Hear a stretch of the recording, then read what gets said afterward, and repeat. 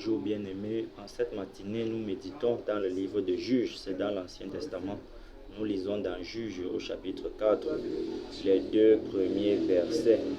En voici la teneur. Les enfants d'Israël firent encore ce qui déplaît à l'Éternel après qu'Éhud fut mort.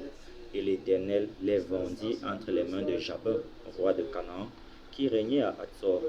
Le chef de son armée était Sisera et habitait à Harochet-Goïm.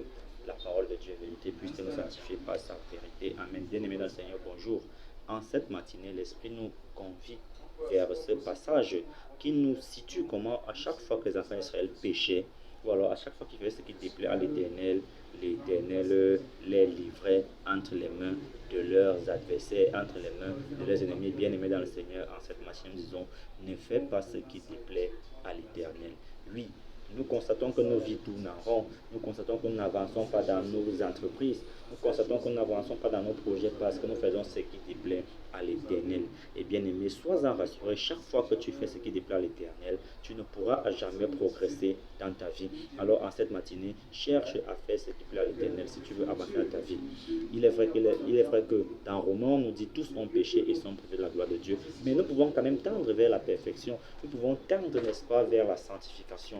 Bien-aimé dans le Seigneur, en cette matinée, en cette semaine, dans ta vie, cherche toujours à faire ce qui plaît à l'Éternel, pour que l'Éternel ne te tourne pas le dos. Surtout que nous savons que lorsque l'Éternel tourne le dos, nous ne pouvons plus évoluer parce qu'il est tout. Bien-aimé dans le Seigneur, en cette matinée, ne cherche pas à déplaire à l'Éternel, ne cherche pas à offenser l'Éternel, mais cherche toujours autant que faire se peut de plaire à l'Éternel. C'est très difficile à faire, raison pour laquelle nous implorons toujours, nous invoquons toujours l'Esprit Saint pour que l'homme vienne et nous accompagne. Que l'Éternel nous bénisse par sa parole et par sa vérité. Nous prions notre Dieu, notre roi, nous te bénissons et nous te louons parce que tu es Dieu. Tu nous as gracieusement offert cette nouvelle journée, cette nouvelle semaine et nous t'en disons merci. Père éternel, nous te prions en ce matin et que tu nous accompagnes tout au long de la journée, tout au long de cette semaine, tout au long de nos vies.